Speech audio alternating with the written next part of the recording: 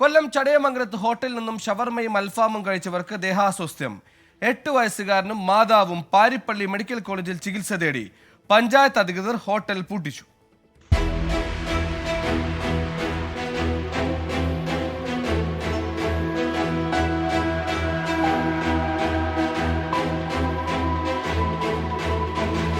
കൊല്ലം ചടയമംഗലത്ത് പ്രവർത്തിക്കുന്ന ന്യൂ അയ്യപ്പാസ് ഹോട്ടലിൽ നിന്നും ഞായറാഴ്ച ഷവർമയും അൽഫാമും കഴിച്ചവർക്കാണ് ദേഹാസ്വാസ്ഥ്യമുണ്ടായത്.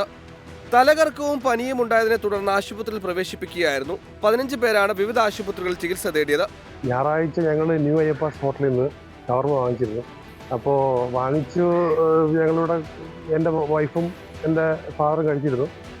പിറ്റേ ദിവസം മുതൽ അവർക്ക് ഭയങ്കര അസ്വസ്ഥമായിരുന്നു. ഫാദറിന് നല്ല പനിയും കടുത്ത തലവേദനയും പ്രശ്നങ്ങളൊക്കെ ഉണ്ടായിരുന്നു.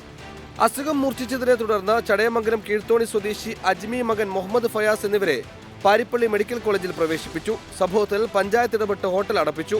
ചികിത്സ തേടിയവരുടെ മൊഴി ഭക്ഷ്യസുരക്ഷാ ഉദ്യോഗസ്ഥർ ആശുപത്രിയിലെത്തി രേഖപ്പെടുത്തി. മയനേസിൽ നിന്നോ കോഴിയിറച്ചിൽ നിന്നോ ആണ് ഭക്ഷ്യവിഷബാധയേറ്റതെന്നുള്ള പ്രാഥമിക നിഗമനത്തിലാണ് ഭക്ഷ്യസുരക്ഷാ വകുപ്പ്. സംഭവത്തിൽ ചടയമംഗലം പോലീസ് കേസെടുത്തു. 24 കൊല്ലം.